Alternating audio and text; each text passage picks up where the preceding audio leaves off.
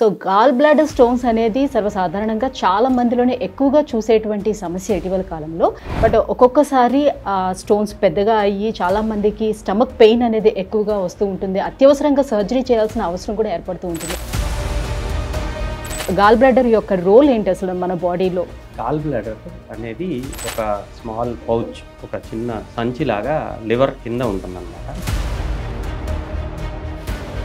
ఈ gall bladder stones అనేది అందులో మనం చూసుకుంటే 95% మందిలో మనం చూసేది cholesterol gall stones.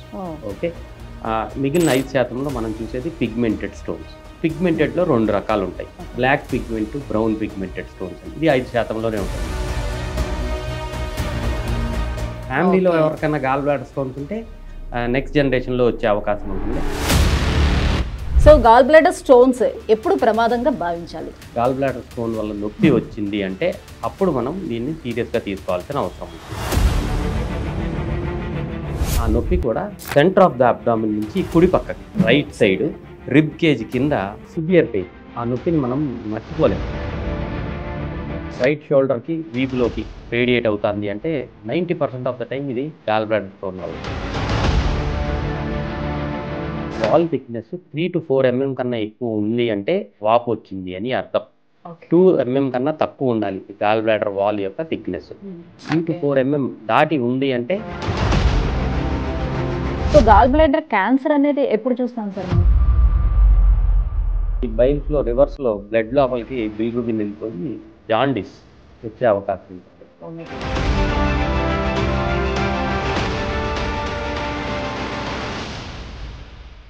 Hi, hello, welcome to Suman TV. This is Sujita. Today, I am sharing my screen with Dr. Somsekhar Garu. He's a gastroenterologist from Yashoda Hospital. ఈ year 2025 మంచి healthy life స్టైల్ని అలవర్చుకొని చాలా హెల్దీగా ఉండాలని మనస్ఫూర్తిగా కోరుకుంటున్నాం. So today we discuss about gall bladder stones. So gall bladder stones అనేది సర్వసాధారణంగా చాలా మందిలోనే ఎక్కువగా చూసేటువంటి సమస్య ఇటీవల కాలంలో. బట్ ఆ స్టోన్స్ అనేది చిన్నదిగా ఉంటే ఎటువంటి సమస్య ఉండదు. బట్ ఒక్కొక్కసారి స్టోన్స్ పెద్దగా అయ్యి చాలా మందికి స్టమక్ పెయిన్ అనేది ఎక్కువగా వస్తూ ఉంటుంది. అత్యవసరంగా సర్జరీ చేయాల్సిన అవసరం కూడా ఏర్పడుతూ ఉంటుంది. ఎందుకు ఈ గాల్ బ్లాడర్ స్టోన్స్ అనేది ఏర్పడుతూ ఉంటాయి? అసలు ఈ గాల్ బ్లాడర్ యొక్క రోల్ ఏంటి మన బాడీలో? దీని యూజెస్ ఏంటి? సో ఈ విషయాలన్నీ మనకి జనరల్గా ఉన్నటువంటి డౌట్స్ అన్నీ కూడా డాక్టర్ని అడిగి క్లారిఫై చేసుకుందాం. Hello sir. Hello, how are you sir? Good good. Yeah, first of all I wish you very happy new year. Thank you, same to you. Yeah sir, gall bladder stones గురించి ఈరోజు మనం discuss చేసుకుందాం. So చాలా మందికి దీని మీద కొద్దిగా అవగాహన తక్కువ అని తెలుస్తుంది. దానికోసమే ఒక అవేర్నెస్ కోసం అనమాట. సో గాల్ బ్లాడర్ స్టోన్స్ గురించి మాట్లాడుకునే ముందు అసలు గాల్ బ్లాడర్ యొక్క రోల్ ఏంటి అసలు మన బాడీలో? ఎస్, గాల్ బ్లాడర్ అనేది ఒక స్మాల్ పౌచ్, ఒక చిన్న సంచిలాగా లివర్ కింద ఉంటుందన్నమాట. లివర్లో బైల్, మనకి పిత్తం అంటారు. ఈ బైల్ జ్యూసెస్ లివర్లో తయారవుతాయి. లివర్లో నుంచి ఇంటెస్టైన్లోకి దాని రూట్, మనం ఫుడ్ అక్కడికి వచ్చినప్పుడు ఇంటెస్టైన్లోకి వెళ్ళి బైల్ ఫుడ్తో కలిసి మన డైజెషన్కి హెల్ప్ చేస్తుంది. అయితే మధ్యలో ఈ ఇంటెస్టైన్కి వెళ్ళే దారిలో గాల్ బ్లాడర్ అనేది ఒక పౌచ్ ఉంటుంది. జనరల్గా లివర్లో తయారైన బైల్ అంతా గాల్ బ్లాడర్లో స్టోర్ అవుతుంది. స్టోర్ అయ్యి గాల్ బ్లాడరు దాన్ని కాన్సన్ట్రేట్ చేస్తుంది. కాన్సన్ట్రేట్ చేసి ఎగ్జాక్ట్గా దాన్ని స్టోర్ చేసుకుని టైమింగ్, మన ఫుడ్ ఎప్పుడైతే ఇంటెస్టైన్ లోపలికి వస్తుందో, స్మాల్ ఇంటెస్టైన్లో రిలీజ్ చేస్తుంది, అప్పుడు ఇది రిలీజ్ చేస్తుంది. ఈ బైల్ వెళ్ళి ఫుడ్తో కలిసి డైజెషన్కి హెల్ప్ చేస్తుంది. మన ఫ్యాట్స్ కానీ ప్రోటీన్స్ అన్ని డైజెషన్కి బైల్ అనేది చాలా అవసరం. సో గాల్ బ్లాడర్ ఇదే స్టోరేజ్ ఆర్గాన్, బైల్ని స్టోర్ చేసుకునే ఆర్గాన్, కాన్సన్ట్రేట్ చేసే ఆర్గాన్. మరి ఎందుకు ఇందులో అసలు స్టోన్స్ అనేది ఏ రకంగా ఏర్పడతాయి? ఇప్పుడు గాల్ బ్లాడర్ స్టోన్స్ అనేది అందులో మనం చూసుకుంటే 3 రకాల స్టోన్స్ ఫామ్ అయ్యే అవకాశం ఉంటుంది. అందులో 95% మందిలో మనం చూసేది కొలెస్ట్రాల్ గాల్ స్టోన్స్. ఓకే, మిగిలిన 5%లో మనం చూసేది పిగ్మెంటెడ్ స్టోన్స్. పిగ్మెంటెడ్లో 2 రకాలు ఉంటాయి, black pigment, brown pigmented stones అని. ఇది 5%లోనే ఉంటుంది. సో మనం 95% గురించి మాట్లాడుకుందాం. ఈ 95%లో కొలెస్ట్రాల్ గాల్ స్టోన్స్, ఆ పేరులోనే ఉంది. ఆ స్టోను కొలెస్ట్రాల్ క్రిస్టల్తో తయారవుతుంది. మనం తినే ఆహారంలో ఎక్కువగా ఫ్యాట్ ఉండటం వల్ల ఈ బైల్ లోపల ఈ కొలెస్ట్రాల్ కూడా తయారవుతుంది. లివర్లో నుంచి ఈ బైల్లో కొలెస్ట్రాల్ కూడా గాల్ బ్లాడర్ లోపలికి వస్తుంది. ఎప్పుడైతే ఈ బైల్ని కొంచెం లైట్గా అంటే థిన్గా ఉండే బైల్ని గాల్ బ్లాడర్లో కాన్సన్ట్రేషన్ జరిగేటప్పుడు థిక్ బైల్ అవుతుంది. ఆ టైంలో కొలెస్ట్రాల్ అంతా ఇది ఎక్స్ట్రాక్ట్ చేసి క్రిస్టల్స్ లాగా ఫామ్ అయిపోతుంది. ఇయే నెమ్మదిగా స్టోన్స్ లాగా ఫామ్ అవుతాయి. సో అందరికి బాగా ఎక్కువ ఫ్యాట్ తినే వాళ్ళందరికీ రావు.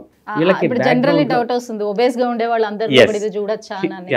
రిస్క్ ఫ్యాక్టర్స్ ఒబేసిటీలో ఉన్న వాళ్ళకి ఎక్కువ ఉంటుంది, డెఫినెట్గా ఉంటుంది. అయితే జెనెటిక్ ప్రీడిస్పోజిషన్ కూడా ఉంటుంది. ఫ్యామిలీలో ఎవరికైనా గాల్ బ్లాడర్ స్టోన్స్ ఉంటే నెక్స్ట్ జనరేషన్లో వచ్చే అవకాశం ఉంటుంది. వీళ్ళు లావుగా ఉంటే ఇంకెక్కువ వచ్చే అవకాశం ఉంటుంది. ఫీమేల్స్ అయితే ఎక్కువ వచ్చే అవకాశం ఉంటుంది. ఇలాగ రిస్క్ ఫ్యాక్టర్స్ డిఫరెంట్ దీన్ని బట్టి మనం అనలైజ్ చేసుకుని చెప్పొచ్చు.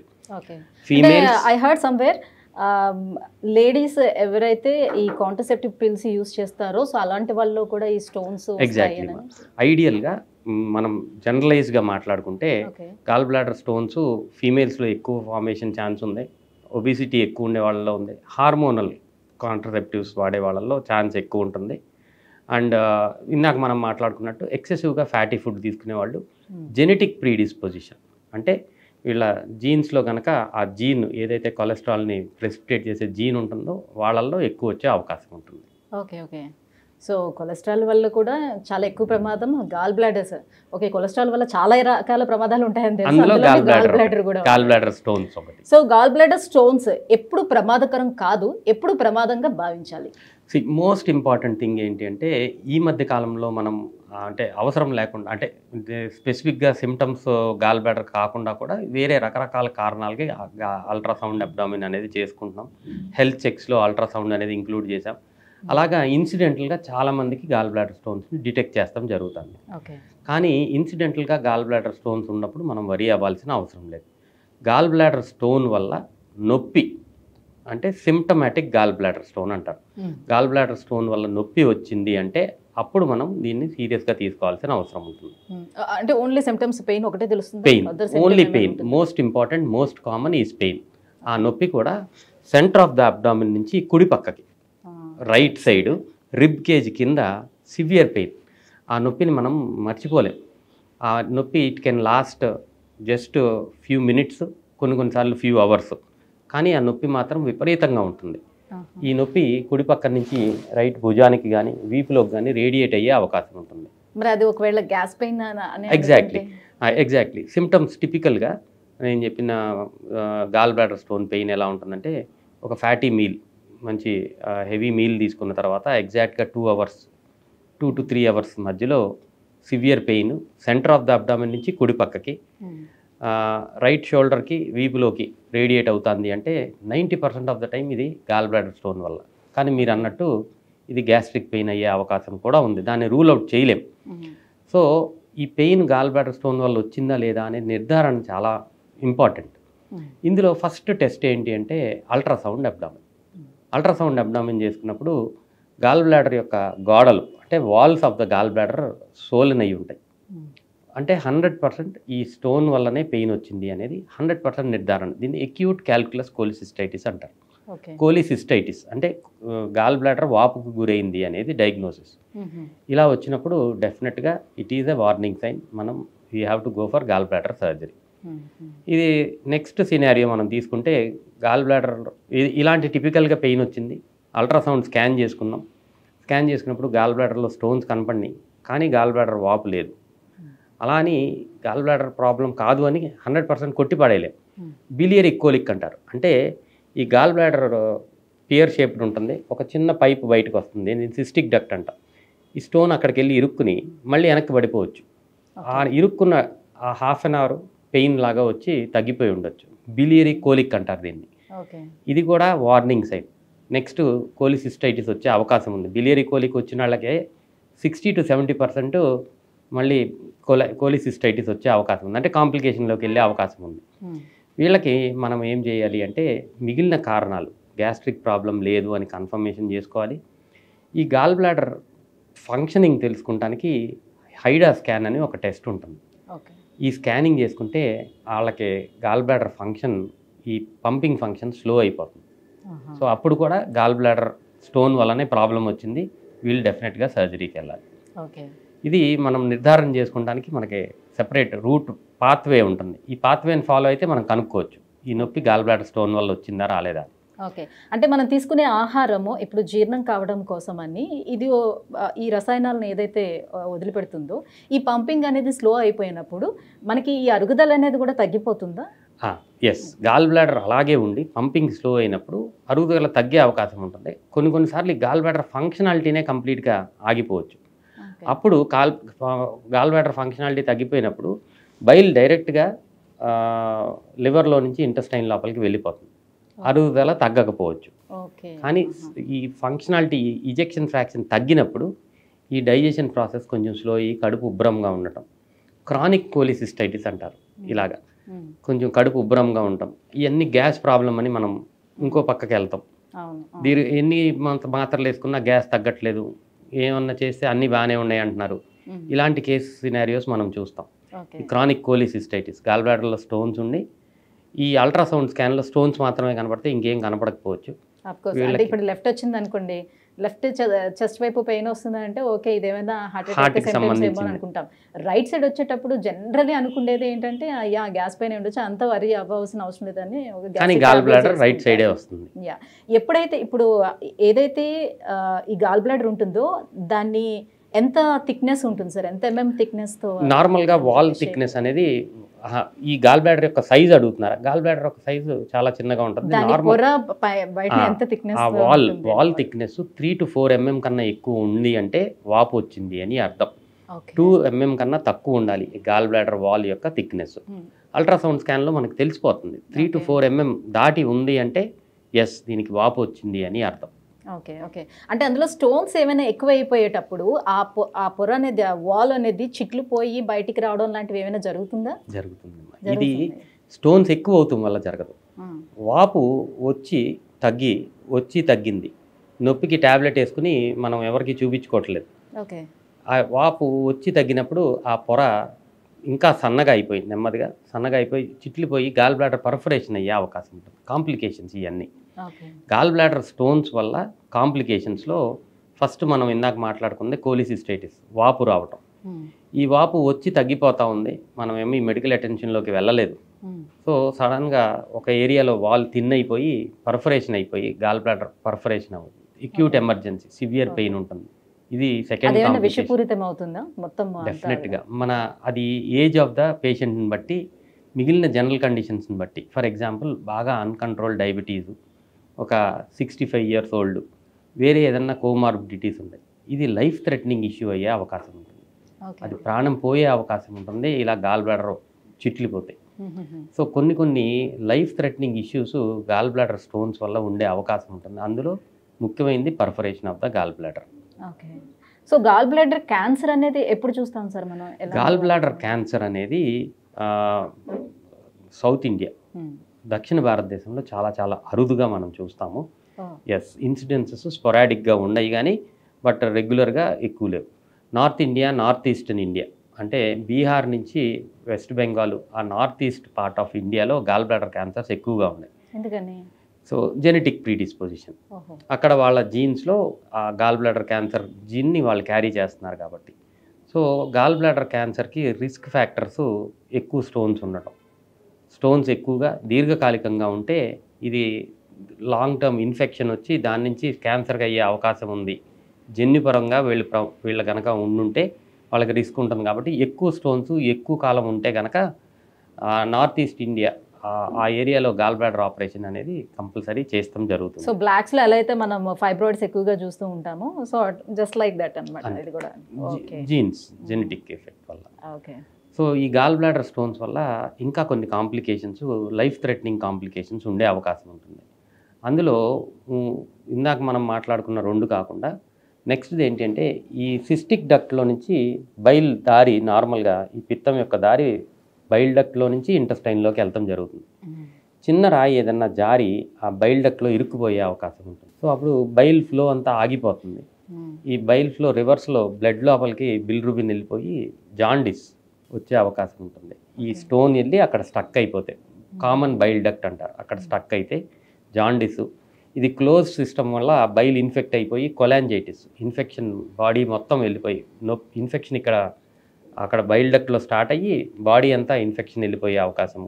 లివర్ లోపల చిన్న చీము గడ్డలు వచ్చే అవకాశం. ఇది ఇంకొక కాంప్లికేషన్. కొలాంజైటిస్ అంటారు దీన్ని. కొలాంజైటిక్ యాబ్సెసెస్. దీనివల్ల సివియర్ ఇన్ఫెక్షన్ బాడీలోకి వెళ్ళిపోయి లైఫ్ థ్రెటనింగ్ ఇష్యూ అయ్యే అవకాశం ఉంటుంది. ఓకే.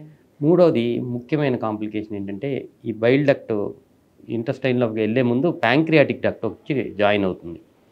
ఈ ప్యాంక్రియాటిక్ డక్ట్ని ఈ స్టోన్ అక్కడ ఇరుక్కుపోవడం వల్ల బయటికి వెళ్ళిపోవడం వలన ఇంటెస్టైన్లోకి ఈ ప్యాంక్రియాటిక్ డక్ట్ని ఇరిటేట్ చేసి సివియర్ అక్యూట్ ప్యాంక్రియాటైటిస్ వచ్చే అవకాశం ఉంటుంది. Oh my God.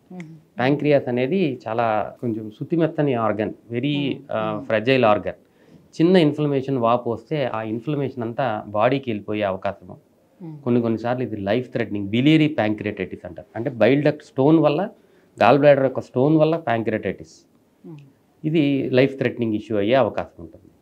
సో సింపులే కదా గాల్ బ్లాడర్ స్టోన్స్ అనుకోవడానికి వీల్లేదు. ఇలాంటి కాంప్లికేషన్స్ వచ్చే అవకాశం ఉంది. కానీ కంగారు పడకుండా ఉండాల్సిన విషయం, అందరూ తెలుసుకోవాల్సిన విషయం ఏంటి అంటే, డెఫినెట్గా ఈ అన్ని సివియరిటీకి వెళ్ళే ముందు మనకి గాల్ బ్లాడర్ స్టోన్స్ ఇండికేషన్స్ ఇస్తాయి. బిలియరీ కోలిక్ ఆర్ మైల్డ్గా ఈ ఫ్యాటీ ఫుడ్ తిన్న తర్వాత పెయిన్ రావటం, అప్పుడప్పుడు రైట్ సైడ్ పెయిన్ రావటం అబ్డామినల్లో.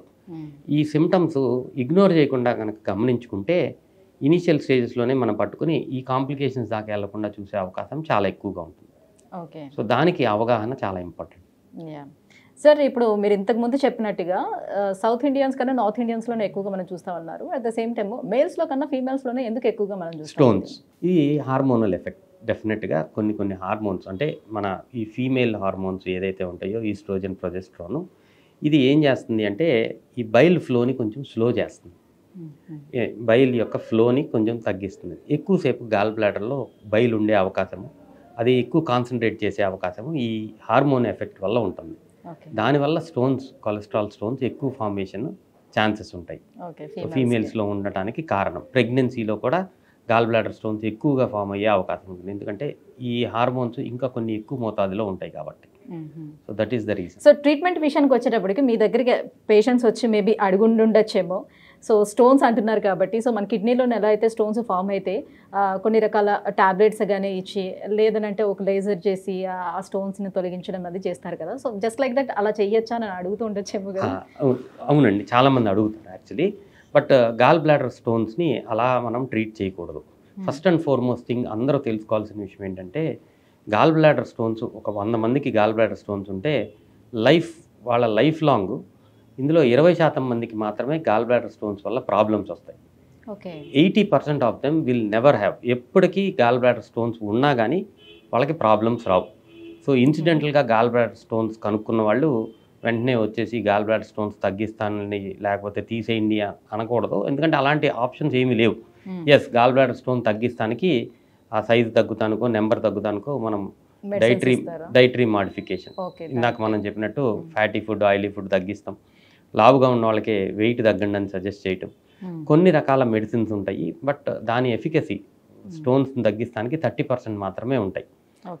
సో అంత సక్సెస్ఫుల్గా గాల్ బ్లాడర్ స్టోన్ తగ్గిస్తామని ఎవరికి చెప్పకూడదు. సిమ్టమ్స్ ఉన్నప్పుడు మాత్రమే గాల్ బ్లాడర్ స్టోన్స్ గురించి వరి అవ్వాలి. అందరికీ సిమ్టమ్స్ వస్తాయా? ఓన్లీ 20%లో మాత్రమే సిమ్టమ్స్ వస్తాయి. సో 100 మందికి స్టోన్స్ ఉన్నాయని మనం చూసి వీళ్ళని మనం లైఫ్ లాంగ్ ఫాలో అప్ చేస్తే ఇందులో 20% మందికి మాత్రమే లైఫ్లో ఏదో ఒక టైంలో సిమ్టమ్స్ వచ్చే అవకాశం ఉంది. సిమ్టమ్ వచ్చిన వాళ్ళకి మాత్రం డెఫినెట్గా గాల్ బ్లాడర్ తీసేయాలి. That is the only treatment at this point of time. Complications ఇందాక మనం మాట్లాడుకున్నాము. గాల్ బ్లాడర్ వాపు వచ్చింది, గాల్ బ్లాడర్లో మాత్రమే వాపు ఉంది, స్టోన్స్ కనపడుతున్నాయి, గాల్ బ్లాడర్ తీసేస్తే ప్రాబ్లం సాల్వ్డ్. లైఫ్ లాంగ్ మళ్ళీ ఎప్పుడు ప్రాబ్లం ఉండదు. బైల్ డక్ట్ లోపలికి స్టోన్ వచ్చి పడింది అంటే ఫస్ట్ ఈ బైల్ డక్ట్ స్టోన్ని మనం రిమూవ్ చేసుకోవాలి. అది ఎండోస్కోపీ, ఈఆర్సిపి అనే ఒక ప్రొసీజర్ ద్వారా ఈ స్టోన్ని మనం రిమూవ్ చేసుకుని నెక్స్ట్ స్టెప్లో గాల్ బ్లాడర్ ఆపరేషన్ చేసుకుంటాం, క్లియర్ అయిపోతుంది. బిలియరీ ప్యాంక్రియాటైటిస్ ఇందాక నేను చెప్పిన dreadful complication, life threatening issue ఉండే అవకాశం ఉంది. బిలియరీ ప్యాంక్రియాటైటిస్ వస్తే ఈ ప్యాంక్రియాస్ సెటిల్ అవడానికి అట్లీస్ట్ 1 month పట్టే అవకాశం ఉంటుంది. ఇంటెన్సివ్ మేనేజ్మెంట్, జాగ్రత్తగా ఫ్లూయిడ్స్ అన్నీ చూసుకుని, ఆ స్టోన్ స్టక్ అయి ఉంటే ఈఆర్సిపి చేసి స్టోన్ తీసేస్తాం. స్టోన్ స్టక్ అయి లేకపోతే ఈ ప్యాంక్రియాటైటిస్ సెటిల్ అయ్యేంత వరకు మనం కంపల్సరీ వెయిట్ చేసి దాని తర్వాత గాల్ బ్లాడర్ తీసేస్తే మళ్ళీ ప్రాబ్లం రాకుండా ఉంటుంది. ఓకే.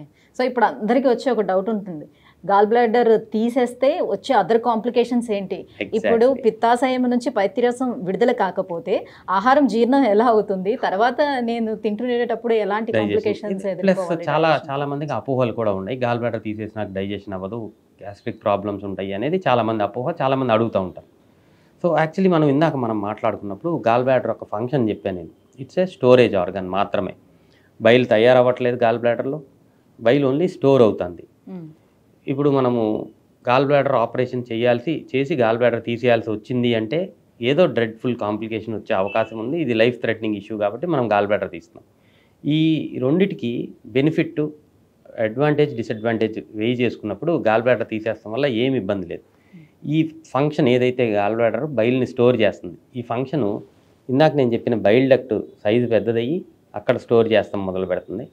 మన చిన్న పేగులో ఎక్కడైతే డియోడినంలో కలుస్తుందో ఈ బైల్ పిత్తరసం వెళ్ళి మన ఫుడ్తో ఎక్కడైతే కలుస్తుందో ఆ డియోడినము స్టోరేజ్ ఆర్గాన్ లాగా అవుతుంది. సో బైల్ డక్ట్ ఆ ఫంక్షన్ని తీసుకుంటుంది. So functionality of your digestive system ఏమీ మారదో గాల్ బ్లాడర్ తీసేసిన తర్వాత. ఇది అందరూ తెలుసుకోవాల్సిన విషయం. ఎప్పుడైతే అవసరం ఉంటుందో అప్పుడు గాల్ బ్లాడర్ తీయించుకుంటాం గురించి ఆలోచించాల్సిన అవసరం లేదు. No need of any hesitation. Number 1. Number 2, ఈ అడ్జస్ట్మెంట్ నేను చెప్పిన ఈ బైల్ డక్ట్లో స్టోర్ అవుతానికి, ఇంటెస్టైన్లో స్టోర్ అవుతానికి ఒక్కొక్కరికి ఒక్కొక్క టైం పట్టవచ్చు కొంతమందికి. అందులో ముఖ్యంగా కొంతమందిలో గాల్ బ్లాడర్ తీసేసిన వెంటనే లూజ్ మోషన్స్ అయ్యే అవకాశం ఉంటుంది. ఈ స్టోరేజ్ కొంతమందికి 1 వీక్, కొంతమందికి 15 డేస్, కొంతమందికి 1 మంత్ ఆ ఫంక్షనాలిటీ తీసుకుంటానికి పట్టచ్చు. ఆ టైంలో కొంతమందికి డయేరియా వస్తుంది, లూజ్ మోషన్స్ వచ్చే అవకాశం. దీన్ని మనాళ్ళు మిస్నామర్గా తీసుకుని డైజెషన్ అవ్వదు, గాల్ బ్లాడర్ ఆపరేషన్ చేయగానే లూజ్ మోషన్స్ వచ్చినాయి అని మొదలు పెడతారు. సో ఎవరికైనా సరే ఇది అడ్జస్ట్మెంట్ జరుగుతుంది. రేర్గా ఒక నెల రోజులు పట్టేవాళ్ళు కొంతమంది ఉంటారు, వాళ్ళల్లో మాత్రమే ఇలాంటి ప్రాబ్లమ్స్ ఉంటాయి గాల్ బ్లాడర్ తీసిన తర్వాత. అదర్వైజ్ ఎవరికి ఏం ప్రాబ్లం ఉండదు. సో గాల్ బ్లాడర్ని రిమూవ్ చేయడానికి ఇప్పుడు మనకి అత్యాధునికంగా అందుబాటులోకి వచ్చినటువంటి చికిత్సా పద్ధతులు ఏంటి? 2 టైప్స్ ఓపెన్ కోలిసిస్టెక్టమీ, కట్ చేసి ఓపెన్ చేసి తీసేవాళ్ళు ఇదివరకు. ఇప్పుడు అసలు అది almost zero. Unless gall bladder perforation అయిపోయింది, అడేషన్స్ అయిపోయినాయి, అలా కాంప్లికేషన్ ఉన్నప్పుడు తప్పితే ఓపెన్ చేయట్లేదు. లాప్రోస్కోపిక్ అనగా 3 పిన్ హోల్స్ చేసి గాల్ బ్లాడర్ని తీసేస్తాం జరుగుతుంది. ఇది మోస్ట్ కామన్గా చాలా చోట్ల చేస్తున్నారు. ఇప్పుడు కొత్తగా రోబోటిక్ కోలిసిస్టెక్టమీ అంటే రోబోతో గాల్ బ్లాడర్ రిమూవ్ చేస్తాం కూడా అడ్వాన్స్డ్ ప్రొసీజర్. ఈ 2 ప్రొసీజర్స్ చాలా సక్సెస్ఫుల్. సో తీసేటప్పుడు కూడా అది ఎక్కడ కూడా రప్చర్ అవ్వకుండా, పగలకుండా చాలా జాగ్రత్తగా తీయాలి. లైక్ మనము లాప్రోస్కోపిక్ సర్జరీ చేసినా, రోబోటిక్ సర్జరీ చేసినా మనం డైరెక్ట్గా హ్యాండ్స్తో చేసినట్టే చేస్తాము. సో ఆయా జాగ్రత్తలన్నీ చాలా జాగ్రత్తగా చేసి తీస్తారు. ఓకే. సో మొత్తానికి ఈ గాల్ బ్లాడర్ స్టోన్స్ గురించి చాలా మంచి అవేర్నెస్ కల్పించారు ప్రతి ఒక్కరిలో. అయితే లైఫ్ స్టైల్ చేంజెస్ ఏం చేసుకుంటే ఇవి రాకుండా మనం కాపాడుకోవచ్చు? ఎగ్జాక్ట్లీ. జెనెటిక్ ప్రీడిస్పోజిషన్ని మనం మార్చలేం. ఇది అన్మాడిఫైయబుల్ రిస్క్ ఫ్యాక్టర్. మాడిఫైయబుల్ రిస్క్ ఫ్యాక్టర్స్లో ముఖ్యంగా ఆహారం, ఎక్సెసివ్గా ఫ్యాటీ ఫుడ్స్, స్వీట్స్ తగ్గించి తీసుకుంటాం. వెయిట్ లాస్, డ్రాస్టిక్గా వెయిట్ లాస్ అవ్వకూడదు, ఎక్సెసివ్గా వెయిట్ ఉండకూడదు. ఈ 2 కాంప్లికేషన్స్. ఎక్కువగా బరువు ఉన్న వాళ్ళకే గాల్ బ్లాడర్లో స్టోన్స్ వచ్చే అవకాశం ఉంది. బరువు తగ్గాలని ఈ క్రాష్ డైట్స్ అన్నీ చేసి సడన్గా ఒక నెలలో 7-8 కేజీలు తగ్గిపోతే గాల్ బ్లాడర్ స్టోన్స్ వచ్చే రిస్క్ వాళ్ళకు కూడా ఉంటుంది. సో అది కూడా మంచిది కాదు. అవాయిడ్ చేయాలి. ఎక్కువగా బరువు ఉండకూడదు, అలానే డ్రాస్టిక్గా వెయిట్ లాస్ ప్రోగ్రామ్స్కి వెళ్ళకూడదు. గాల్ బ్లాడర్ స్టోన్స్ వచ్చే అవకాశం ఉంటుంది. ఈ 2 చాలా ఇంపార్టెంట్. డైట్ ముఖ్యంగా, ఎక్సర్సైజు, డైట్ వల్ల వెయిట్ లాస్ ఉంటుంది. వెయిట్ని జాగ్రత్తగా మెయింటైన్ చేసుకుంటారు. ఆయిలీ ఫ్యాటీ ఫుడ్స్ తగ్గిస్తే కొలెస్ట్రాల్, గాల్ స్టోన్స్ రాకుండా ఉండే అవకాశం చాలా ఎక్కువగా ఉంటుంది. Right, thank you so much sir. ఈ గాల్ బ్లాడర్ స్టోన్స్కి సంబంధించి చాలామందికి చాలా రకాల డౌట్స్ ఉండే, సో ఇవన్నీ కూడా ఇవాళ మాకు క్లియర్ చేశారు. Thank you so much.